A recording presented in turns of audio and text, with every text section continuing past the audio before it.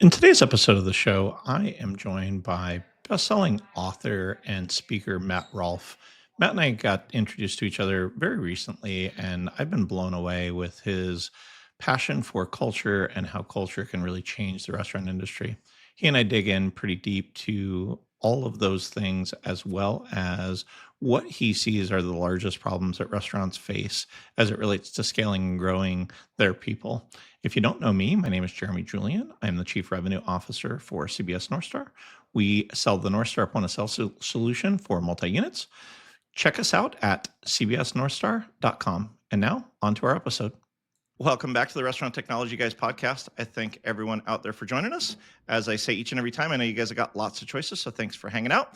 Today, I am joined by a new, I would say, friend. Matt and I met recently at a trade show, and I've gotten the ability to consume some of the content that Matt's putting out, and really, he and I are very much aligned on kind of what our belief systems are about the world and about kind of business and how business is a means to do different things. But I'm going to let him tell that story. Matt, why don't you introduce yourself first, and then we can kind of talk a little bit about what you get to do in the restaurant space. Love it. And thank you so much for having me. And I do really value the time that you spend with us. So my goal is to bring a way to look at things slightly differently and potentially do differently for you. But I'm a hospitality leadership coach. I've grown up, my whole career has been in the hospitality industry. It's what I love. And I spend all day working with leaders and leadership teams. Usually what we do is in a room getting clear on their strategy. But then we get to the real work, is how do we turn strategy created in a boardroom or over a restaurant table into connection with staff and a behavior that shows up consistently to their guest.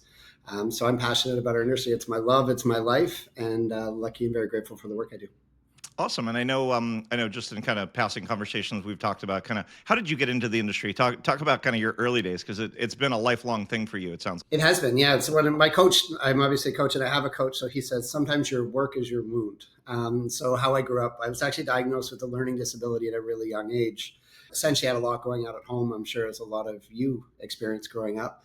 And when I got in a classroom, I couldn't focus, control my energy. I was getting in a lot of trouble. So I was put into these smaller classrooms with kids similar to me and really didn't get the ability to learn. So I forced my way through school. When I got to high school, my guidance counselor respectfully said, who was also my volleyball coach. So I really wanted to stay on the team. But he said to me one day, he said, Matt, you're not going to graduate high school. I really recommend that you go look for alternative employment. And I remember it's like a pause moment. It was grade 10, stopping. I'm like, if I'm not going to graduate high school, what am I going to do? And I found the restaurant industry. I was washing dishes for somebody at some point. And it was the first point when I found the industry is I was challenging myself as what was I going to do? And I was a pretty angry young man at that point. And I was able to find somebody who said, we believe in you. They didn't judge me for behaviors or stereotypes that I had from the school system. And to be clear, I don't judge my teachers and any of that feedback. I was a kid showing up with a lot of energy that they weren't trained on where to direct it or how to put it. And they were doing the best they could to manage full classrooms and full schools. But when I found hospitality, it didn't come with any of the badges or labels. And very quickly started to fall in love with the industry. I went to college. In college, I started my first job at 18 was with Bacardi. Don't tell Bacardi because legal drinking age where I grew up was 19. I work with Bacardi as a client now and was speaking on one of their stages and shared that, and HR wasn't happy as a joke, but started the career I'm on premise with Bacardi, then moved over to Anheuser-Busch, and then moved on to starting my own company about 18 years ago now. And, wow. Yeah. I didn't realize it had been as long as that has. Yeah. Yeah. So 5 years old. Yeah. yeah, exactly. I started at 8. I was washing dishes and started my own company. Walk me through. I mean, there's a lot of different people that are out in the industry. Yeah. I guess what makes your guys' consulting and what it is that you guys do different? Because again, every time I get the opportunity to speak with you, Matt, like I get enlightened, I get excited about where the industry can go if done properly. But so I'd love for you to share a little bit with our listeners. What makes you guys different? And kind of strategic boardroom stuff is fine, but really, I know you drive right down to the frontline workers and the people that are leading those frontline workers to try and change things. Yeah, I think one of the biggest differences that I hear back from our partners and clients in the stages we speak on is I've grown up in the industry. It's my home. So there's a lot of great coaches and consultants and programs, but some are brought in from outside industry. So we have the ability to talk deep operations, have the ability to understand what people are going through in their positions. But from my side, it's not about a program. We can't take an engagement to the bank, a session to where we work with someone. It's not about the process. It's about the people. And I think in my experience, what I've learned the hard way is sometimes what I was designed to do is step over and solve the problem. So here's an opportunity inside of our business, whether it be driving sales, engaging our staff, retaining, onboarding tech, whichever it is, and we put in the solution. But there's human beings that need to buy in and really care and see the intention and purpose of their work. And I think what's fundamentally different is slowing down and looking at the organization at all levels, whether it's a small coffee shop or hundreds of restaurants, multi-site chain. But how do we really think about why should the people care? What are they experiencing? What are they going through? How can we make this a win for them? What's in the way for them and us? And I think there's something there to really slow down and get into the prickly conversation around what that could be. Because once we can solve that, we can unlock the goal. If not, like I've invested in a lot of programs, courses, and conferences that I Hmm. didn't go and act differently. My want and my commitment, and my daughter will say this, I make a commitment to my daughter every time I pack my bag. I said, my goal is to help people, not to deliver content. So with the work we do, I'm willing to sign up with passion on the result, not just the activity. Yeah, and so talk to me a little bit about most organizations when you walk in, they've hired you for some reason. They're struggling with something. Yeah. Talk us through kind of what do you see most commonly out there prior to us kind of talking about your guys' process on how you guys kind of dig in. Because I'm sure you're seeing some commonalities over 18 years where you're like, hey, in the boardroom it looked like this, but when it got down to execution, something happened. And so talk us through one or two of those examples of things that you see. Yeah, I think the biggest thing is so I try to reset, and anybody can do this exercise. But I heard Jordan Peterson say recently, whether you like Jordan or not, he said you can put your feet on the ground when you wake up in the morning, and before you stand up, ask yourself what's really in the way, or what's one thing that if I stop doing would allow me to move forward quicker. So we usually where my work starts is we want to have a conversation as high up in the organization to talk about what's going on for them. And in my belief, when I meet with leaders, managers, owners, whatever the structure is, and I meet with them one on one and give them space and time to open up about what they're going through, something's happening. Most of them are overworked, overwhelmed, and overcapacity. Statistically, right now, 7 out of 10 of us, depending on your definition of burnout, and I'm not trying to leverage burnout, but 7 out of 10 of us are feeling challenge and struggle in respect to what we would classify as burnout in our own definition right now. So I think the pause is to stop there and just say, what's working for the organization, what's not. Where are you investing your time? And rather than talk about what can I do for them, what do you want for them? What do we really want here? And then sometimes it's not about more stores and higher sales. Sometimes it's like balance of capacity. It's putting Hmm. people back in their unique abilities. But I think one of the patterns right now is, again, I'll say this, I think I said already, don't mistake activity for achievement. It's making sure that I've literally worked 80-hour weeks and worked my own companies backwards at different stages. I've made these mistakes. So my side is it's not necessarily about the hours. It's how do we find that joy and love in what we're doing again, and Hmm. get a little bit of time on a weekly basis to invest in there. And I think we've got to start a little farther upstream rather than the solution. What are we really experiencing? Good and challenging. I love that example. And I was just being interviewed by somebody else on their podcast yesterday, and we were kind of talking about even just technological innovations and why do most technology deployments they struggle. They struggle to get out of the gates. They struggle to get implemented. And you could talk about it technology. You could talk about it operations. You could talk about it any number of ways. And so you said something that made me think that you probably subscribe to some of his leadership stuff. Dan Sullivan, strategic coach. Yep. Um, I actually suggested in almost all projects filling out an impact filter as part of this.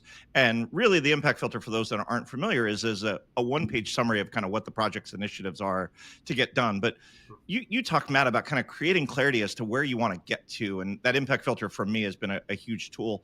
Help me understand why you think that's such an integral part to start. I'm not necessarily saying the impact filter as much as creating clarity on what you want to get, because at the end of the day, creating that clarity helps you drive the solution that you're trying to get to long term. Yeah. And I think the question here is for anybody, no matter what space you're in, if you're representing a tech product, if you're in restaurant, if you're leading a restaurant, whichever it is, the question I ask is, how do we win? Like, what's the definition of winning?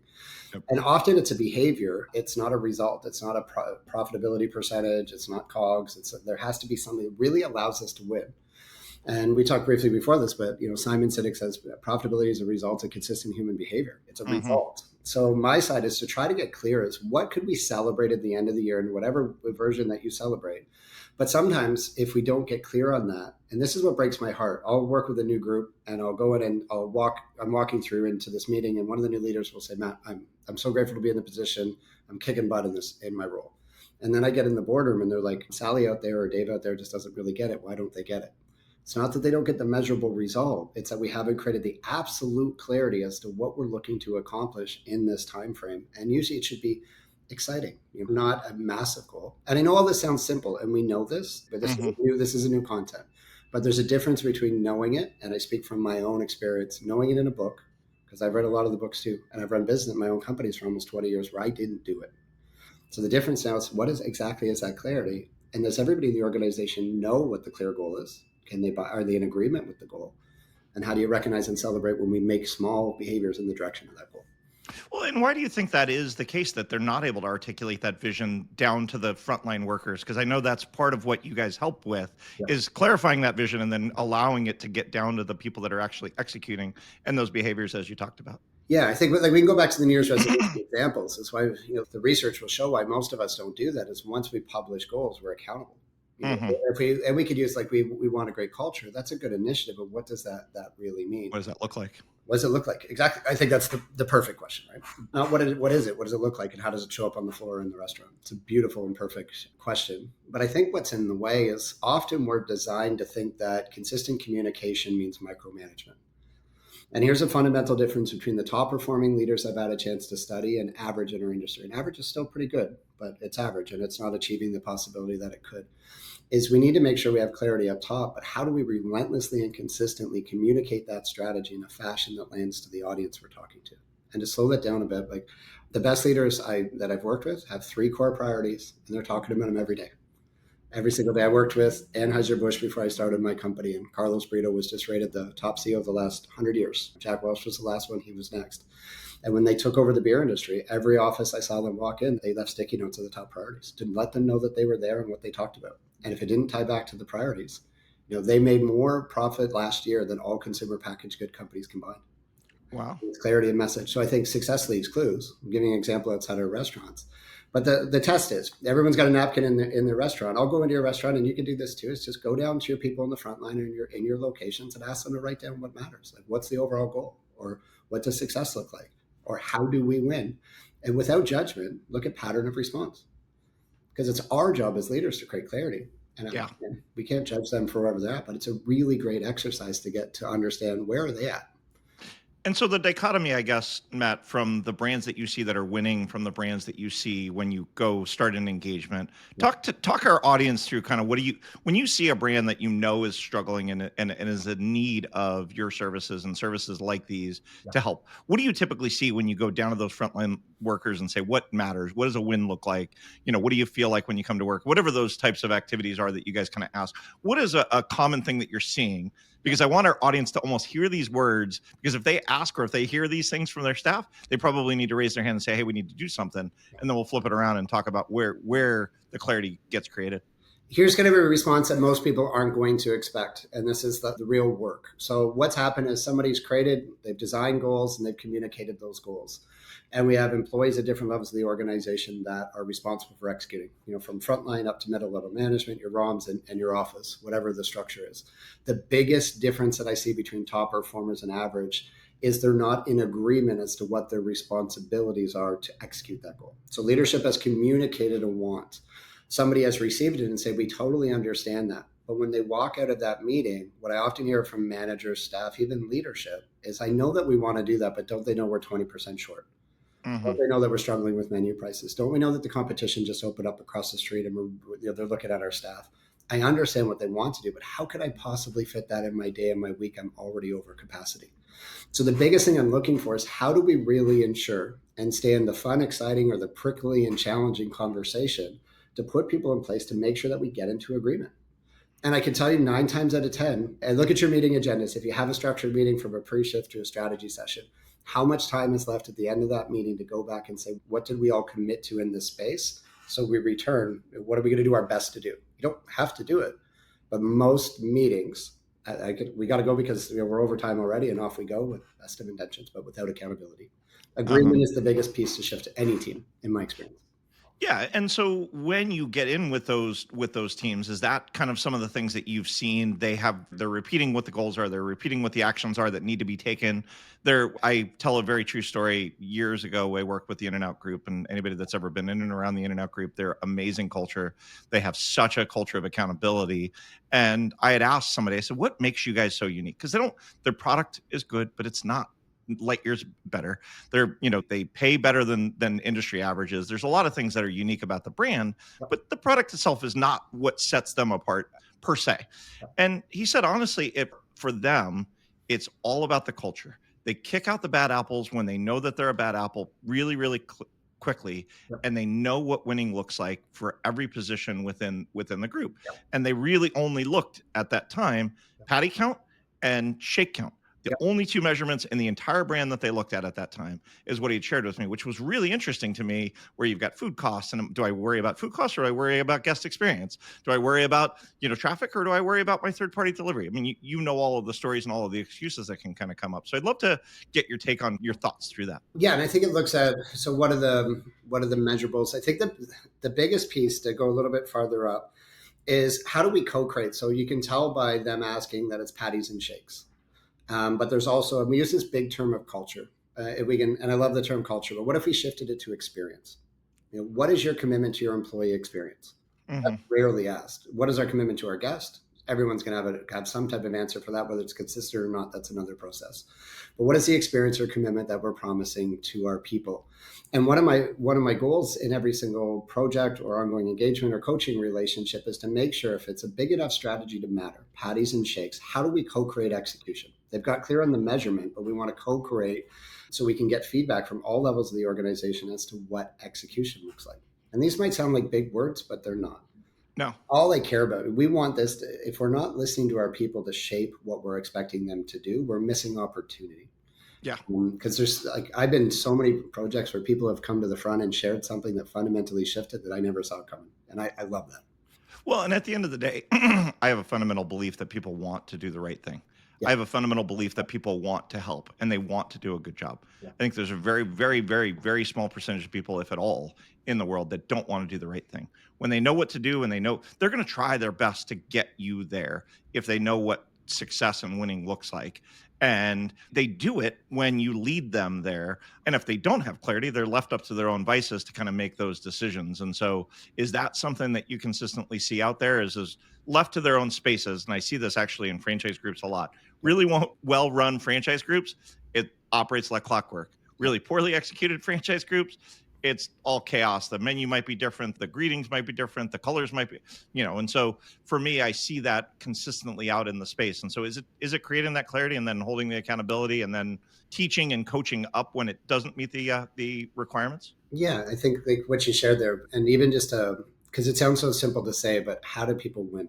Mm-hmm. We could all like that. Just it sounds like it'd be a quick statement, right? We want to know how we win, but really, who decides if they're clear on how they win? Us or the person the person that you're leading, that you're managing, that you're supporting, that you're employing. The person that you need to check in with that they're clear is them. Yeah. Telling is not selling. It's an old statement from a Zig Ziglar book from years ago. And we don't sell products, but I sell ideas and I sell behaviors. So what I want to do is verify, is the person, are they clear as to how they win inside their role? And if there's one thing, like there's so much going on in 2025, as there have been for the last several years now, but in 2025, if you just paused and got some feedback from your people around how do they feel they win, I can promise you it's worth the slowdown of the exercise because it will create the clarity that you need. Telling someone how they win, but recognizing, rewarding, and celebrating the behaviors in the direction of that goal. One thing I learned during the pandemic is I studied a bunch of habits. One was habit change. You cannot consistently change a behavior by giving somebody trouble for what they're not doing. There's Mm-hmm. no studies behind this now. James Clear's book, Atomic Habits, would be the most common one. We have to find those micro opportunities to recognize small things that move us in the direction we want to go. Because then we go, I did that. It felt good. Somebody gave me recognition. I got more hours. I got the next promotion. We hit profitability. We hit target. We have to recognize the behaviors in the direction of our goals, but that all starts with slowing down and making sure. And here's the biggest difference we do with the partners. We have a document. It's called the Path to Leadership. And the reason being, we think that the path to leadership is for the employee or the manager. It's not. It's they get the clarity, but it allows us to hold who's above us accountable to support those behaviors. So when somebody says this is how you win, then we're responsible to coach the behavior, show up to the behavior, recognize the behavior, give them the time they want and need around that, because we've made a commitment to our people. And I want the leadership accountability on what I call a path to leadership, or how we win, as a section of that document. And once we get that, then we're a team. Yep. Well, and I would encourage. I mean, we implemented EOS a number of years ago within our own business, and I actually encourage our team members, if they see anybody in leadership, myself included, not acting in accordance with our core values, to call me out on it. Yeah. I give them permission to do it. So you got to be careful. Yep. Obviously, give them permission to hold you accountable. But it's humbling when somebody comes to you and says, "Hey, that wasn't, one of our core values happens to be humble, and I wasn't being humble in a certain circumstance, and somebody called me out on it, and it was hard. It was hard to hear. It was hard to see." And I could have reacted in one of two ways, which I guess I'd love your opinion on this, Matt. Is I could have been like, "No, you're wrong. You're an idiot. You don't know what you're doing." Yeah. But introspectively, I looked at it and said, "They're right. I was wrong. I wasn't acting in accordance with our core values, and thank you for pointing out my blind spot." Do you see that happen from time to time, where the lower level employees are encouraged to hold people accountable, and the leaders either change to meet that demand, or they bucket and create some dissension, and now you got some challenges there? Yeah. And if I could share a really vulnerable story, because I got the punch in the gut on this about 12 years ago. So I walked in, we got a call from our office one day and say something with the alarm system went off. And we'd go in the morning and they're like, there's something, one of the doors broke in the office. And I'm like, what's going on? It was one of our employees. We had our core values written on our wall. One of the values said that we had the best tools in the industry to do our job. So we want to make sure our employees had the best tools. At the time, our server wasn't syncing, and this employee was stuck at the office repeatedly till 2 a.m. to sync their databases. Don't worry about the detail, but it really mattered to him because he wasn't home to see his girlfriend, he wasn't home to see his dog, and it happened 3 times in a row. So this person, in their frustration, got on the desk and scratched out the core value on the wall. It's a dramatic, very vulnerable. This is my lead. I've made the mistakes myself, and I've learned the lessons. And my response was to go in and say, "You scratched the wall," and because he was so frustrated, the door hit on the way out. But we pulled the whole company in, and we said the behavior not ideal. We knew the employee. We were a fiery little entrepreneurial team back then. But I said he's absolutely right, and the whole room stopped, because core values are easy to write on a wall or write in your server training manual, but they are published accountability. They are really what we stand for. And every business has values, whether they are written on a document or on a wall or not. But my question for you is, are you living your values? And Patrick Lencioni has some great work around here. And I'll just be really quick here, but what are our core values? But for a lot of us, when we write core values, you usually have 6 to 8 of them. Some of them are aspirational, meaning it's something that you want to grow into and become, but you're not there yet. Mm-hmm. There's so much power to share with your team to say, we want to be, the best, we want to be the best employer, or we want to have the best culture. Okay, what does that mean? And on a scale of 0 to 10, where are you on the values? And it creates a human opportunity for you to go to your people to say, we're not perfect, but this is what we're moving towards. This is core. These are the behaviors, the pay to play, as he calls them, pay to play to be in this box. And I go to that exercise every time I see values as something that's discussed. But sometimes we have things that we're aspiring to be in, and we're not perfect yet. And people can help us, and having some humility and growing. And your people want human, not perfect. They want to know when you make a mistake, how do you own it in your leadership fashion? In my younger years as a coach and as an entrepreneur, I made a lot of mistakes thinking I had to get their answer right. And I worked extensively with a coach and in Tony Robbins programs to say that behavior was my ego. Mm-hmm. Nobody wants the answer for me. I'm a coach. Yeah. I do not have the answer for you to fix your operation. I'm the context and the space for you to get clear on the questions that you need to focus on that'll unlock. You're the expert of your group.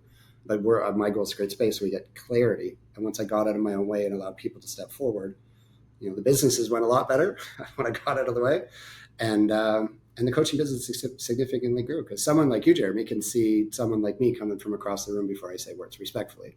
Are they genuine or are they not? Are they value based or are they not? And that's my position on values. Yeah, no, and part of why I think that you and I mean, we only met recently, 4 or 5 weeks ago, but there's definitely a kindred spirit there of truly trying to make the world a better place through what we've been given, and how do we give back to help people to achieve that. Where does that passion come from, Matt? That passion, you have a passion for people Yep. that just exudes out of you every single time I get the chance to communicate with you. Where does that come from? And I guess, how does it even manifest in your day in and day out? Because there's so many things you do that help the world be a better place through people. It's a very kind of you to say. I don't know why I got an emotional reaction when you shared that, because it's my side is the way that I grew up and the environment based on by design. I was told what I couldn't do, and most of my life was spent fighting somebody else's opinion of what I could do. And then people unlocked that for me. My first business partner, Kid Andrew, at 25, really sat me down and said, "You're in your own way." But what I saw the impact is when you're just present. And I didn't read a book until I was 25. The first book I read was Think and Grow Rich by Napoleon Hill. I didn't think I could really read, but just the side of law of attraction. And that's why I know I'm not the coach for everybody, because I Hmm. deeply care about your people. And that could, if you like, we can uncover some things if we're not ready for them. We'll do the pre work, but I care about the people inside of our industry because I want them to stay. I want, the young person coming through college to really get a great opportunity so they can study and go to school and move forward. I have this incredible desire to get back. I don't know where it comes from, but I think I had a lot that I lacked in certain capacities at a young age. And I changed the belief system, as you shared earlier, that the only person in my way was me. And Hmm. and I've also learned that when I'm out in the Tony Robbins program, he challenged me about 10 years ago. He said, if you can't give now where you're at, you're not going to give when you're going to be successful, and you're going to be successful. So I need you to give now. Yeah, And he that's said, funny. yeah. And I was struggling to make payroll. And he's like, but I'm going to push it. Like, and it was for an incredible cause. And he said, it was about the cause, and it's not. It was a one-on-one exchange. I think at the time it was $2,500 or something. And it wasn't about the money. It was about No, the belief it's system. about your heart. It's about your heart and the abundance and all of that. The other one that I would share, because I just had this conversation this earlier this week with somebody, is the ability to ask for help and be humble enough to ask for help for what you don't know. Yeah. You also exhibit that in almost every conversation I've had with you. Does that come from kind of that same place of I'm going to give what I have, but what I don't have, I'm going to be humble enough to ask? That's my new work. So, somebody who we both know, and Greg Bajewski from Craveworthy, I had a chance to meet him recently, or a couple of years ago, and we became friends, like kind of in a one-on-one setting. And we both spoke at the same event, and I messaged him after, and my phone rang. And I don't know if anybody knows Greg from Craveworthy. He's a pretty busy guy. And I texted him, and 2 seconds later, the phone rang midday, and he said, "Hey, listen," he said, "You're a good guy." And he said, "I really care about the work." He said, "I've seen a lot of people come through, and I care about the work you're looking to do and the work that you're doing." But he said, "There's a lot of people that want to help you, and the only person in your way is you. Hmm. You need to be more brave to go and ask for help." I can show up in a space and help an audience, but help myself was kind of a 3-year journey now to realize to go to somebody and ask for mentorship. I could do that a year, but now or to go to somebody and ask for clarity on as I grow in the US market. It is so overwhelming. Our industry is very overwhelming on a global stage. And I think now is just part of my story was thinking things need to be hard. Hmm. And Got ya. what I've realized, and that goes to any, no matter what position you are in our industry, supplier or operator, we're designed, I believe, my belief is that things are harder than they should be. So one of my things now is I'm getting really comfortable. Things can happen pretty darn quick, pretty easily if I just allow them to.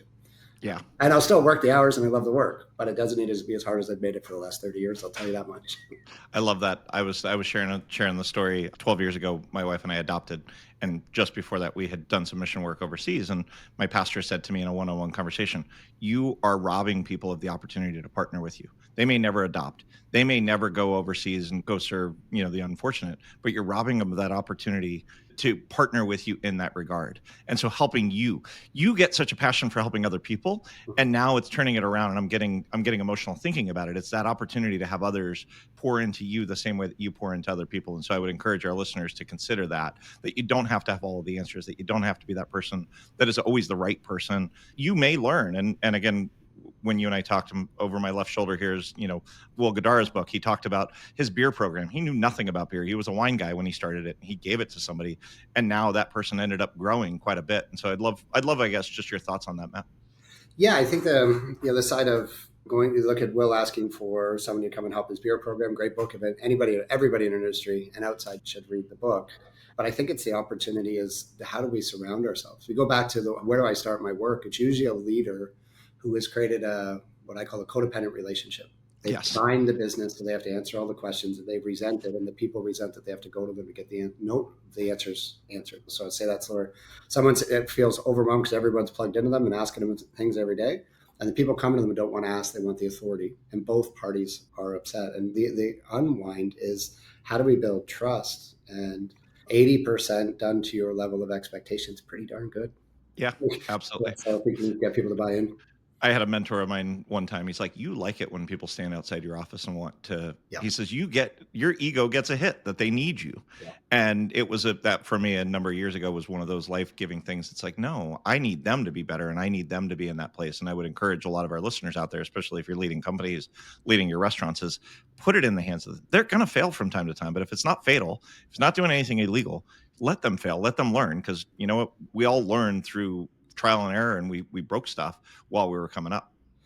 Yeah, I had some people that, based on how I grew up, there's a lot of stuff going on and a lot of really challenging stuff. So something that was wired, if I can protect somebody, I will. It's a Hmm. natural human. If I go out for dinner with you, I'll rarely sit with my back to a door. It's not on purpose. It's built in.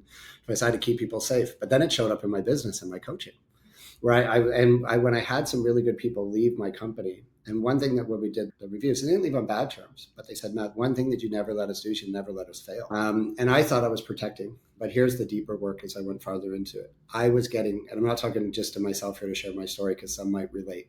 I was getting my needs met by being able to go in and solve problems. I Hmm. thought I was helping, but I was getting in the way of people who cared for me and I cared for them. I was getting in the way of their development. I was slowing our execution down and our service for this term, our sales. So sometimes realize if you're acting the behavior, it says I should stop doing that. The one thing we got to go back is we need to create gravity in the direction of something new, because I've been getting my needs met by solving people's problems for years. And in order for me to let it go, what I do with leaders is we need to create gravity that's so strong over here that allows us to let that go, but we have to have something else to grab onto. Hmm. Every time I see somebody in a really great salesperson goes to sales manager or a GM goes to Ron, in the first 2 to 4 weeks when I call them, where do you think they are? They're back in their They're restaurant. back in the store. They go back to the level of comfort. I'm going to go run a shift. I'm going to go run the expo line. They need, Everybody that's a GM that started in the kitchen, they work the expo line on a busy Friday night. Everybody that started in the front of the house, they go back to the front desk or they go walk the dining room. It's that level of comfort that goes back to kind of that Pavlovian dog of, I'm going to just go back to what it is that I'm used to doing. I say it all the time. Art, my dad, who runs our organization, he goes to sell. He gets stressed. He wants to go sell something because he's an entrepreneur. He wants to either go create or he wants to go sell something, and I think we all do it, but I think we all do it unintentionally. But I love the idea that you guys, as an organization, and even just the work that you've done on yourself, Matt, yeah, have gotten to the root cause of where and why you're there, yeah, so that you can work through it and get to that next level. How exactly do you guys engage? And I know that you guys have got a couple of different methodologies. So for those listeners that are out there, they're like, I want to be where Matt is bringing organizations. I know you guys have got some consulting work, you've got some speaking work, you've got some application type stuff. yeah. How should people engage, and what does that look like to work with you and your team? Yeah, and I think it's whether working with me or not. The biggest thing that we do is we need to have a focused conversation around where the operation's currently at. So again, sometimes if I get brought, like my phone rings and says we need somebody to do this, I've got a meeting next Wednesday. We want you to do all this stuff. I'm like, no, slow down. Let's just do a little health check on the business. And I think the reality is, how do we hold that mirror up? How do we look across the table? How do we get clear as to where are we at right now, and then where do we want to go? But let's go back to Dan Sullivan from Strategic Coach, because he's one of the most brilliant people on the planet. What I'm going to do in that session is I'm going to look back 12 months and allow you to recognize the progress that you've made. Dan Sullivan wrote a beautiful book called The Gap in the Gain, one of my favorite books. But sometimes we see where we want to go, but we can prove what we did to get to where we are now. And all of you have made progress in the last 12 months, especially if you're Yes. listening to this. So I want us to look at our progress. I want to look at where we are, and I want to look forward. So, for example, I got brought into a 800 location franchise group a couple of weeks ago. They said, we want you to train our franchisees. I said, that sounds great. Know the organization. And by the end of the session, I said, franchisees is stage 2. And you may or may not need me for that. But we designed a whole, what they call ROM or district manager strategy in the session to realize that was the linchpin of execution for accountability. Because franchisees will do or not do, but we had to redesign and make sure what we left with, when those ROMs are at a party, we want to tell them that they change franchisees' lives, not they perform franchise audits. Yeah. And so that's like, to give you some context. And that's such a fundamental root cause change in the behavior. Sorry, I don't mean to interrupt you, but it's like, you know what? That to me, I'm changing franchisees' lives. I'm making their businesses better. I'm helping them to succeed versus I'm going through a checklist. That you are going through a checklist, but your checklist ultimately your goal is to figure out how to make them successful because When they win, guess who else wins? The brand wins and everybody wins. Yeah. So I think that, and that's the side that decide. So what's, where are we at? Where are we going? And what's really in the way? And I practice appreciative inquiry. When I go into teams, I'm not looking for what's wrong. We can find that if we look for it, my company, yours, anybody's. I'm looking to find out what's really working for you. And most teams I get exposure to, when we get clear on that, it's about accelerating what's led us here. I've had some really great groups say, Matt, all you've done is take us back to what we were doing 10 years ago. A really big, like really, really big restaurant or $1 billion brand. And the president called. He's like, "We're just going back to our old values." I said, "That's great," because we were pretty far away from them 36 months ago, weren't we? And he said, "Yeah, you're right."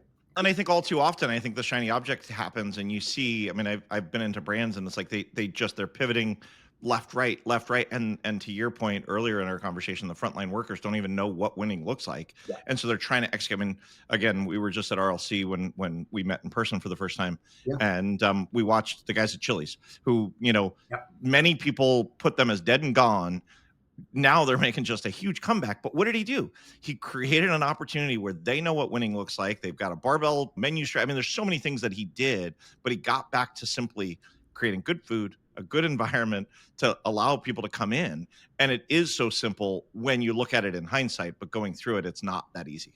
Yeah. And what they showed too, right, is they obviously a leader who's proven to turn around multiple brands, but went in and understood where he brought value, but went in restaurants repeatedly and asked the front line of what was in the way for them.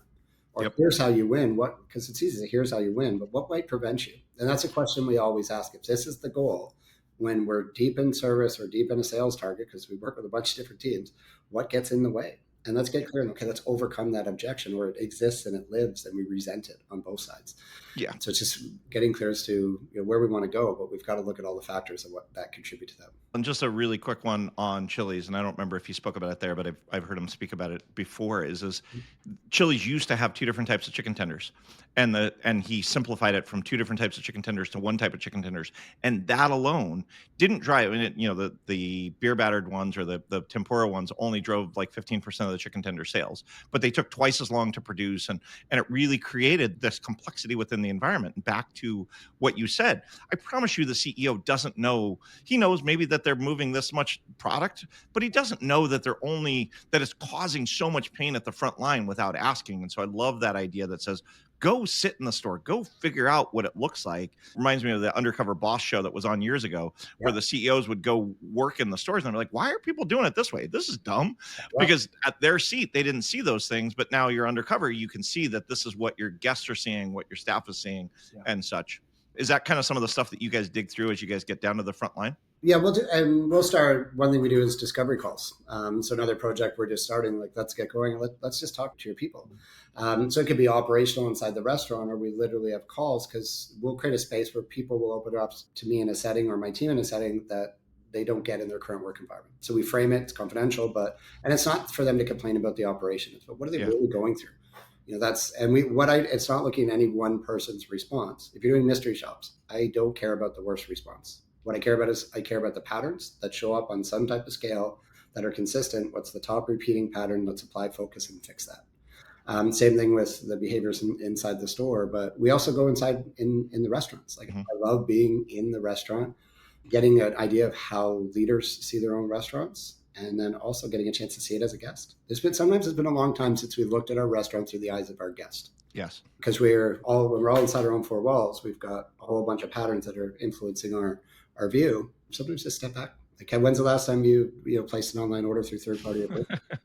I say that all the time. It's like they go into the stores because they have to, or they need to have meetings and things like that. But it's like, have you ordered from third party? What does the product look like? Have you ordered just the 4 menu items that you always eat, or have you ordered the entire menu? You're the CEO, you're the district manager. You can order everything on the menu and taste it. See what it looks like. Yes, I realize that you don't like fish sticks, but at the end of the day, try them. See what happens there. So I love kind of all of what you have shared, Matt. How do people learn more? How do people get in touch? How do people engage? What does it look like if they want to reach out and engage your team? If they want to reach out, you can email me direct at matt@mattrolfe.com. We do just discovery calls, and this is an opportunity to get back. We're not directly selling. We say no to more work than we take on, not as a filter too, but we want to work with people who want to execute something different. But my goal is every week I spend time where it's a conversation about an operation, whether we ever work with them or not. It's in my values to give back on a weekly basis. A fraction of those turn into work, but it all starts with a conversation. If you want to learn more, we put content out every day on LinkedIn. And it's more, again, not selling anything, trying to give away values or insights. You can go to my website at mattrolfe.com, our YouTube channel at Matt Rolfe Coaching. There's hours of content on the YouTube channel. I've taken all of my presentations and they're broken down into bite-sized pieces and up there. There'll be some new ones uploaded shortly. But I think the biggest thing, if you're looking to engage or make change, it's not about the coach, not about me or anybody else you're talking to. It's about what do you really want and why? What's the motivation? And I encourage you to be very, very selfish. And then when we're positively selfish for the best of our people and our guests, then does an outside coach help you accelerate and get the momentum or get you there better, quicker, faster? But I'd be loved to talk to. I love our industry, and I like the people drive our industry, not the four walls. Anybody wants to have a chat, I'd be happy to. I love it. And Matt is a little bit humble, but he also has a book that you can go buy. Actually, this is my copy. Here, you can't do the new. There's 2.0 version and a new book coming out, so we'll have lots coming on that as well. Awesome. Matt, it has truly been a pleasure. I know I'm grateful for you. I'm grateful for the things that you've done and continue to do for our industry. Thank you for continuing to put this positivity out into the world. To our listeners, guys, we don't take your time for granted. So thank you guys for hanging out with us this week. If you haven't already subscribed, please do so on your favorite listening platform. And Matt, thank you again. And to our listeners, make it a great day. Thank you so much.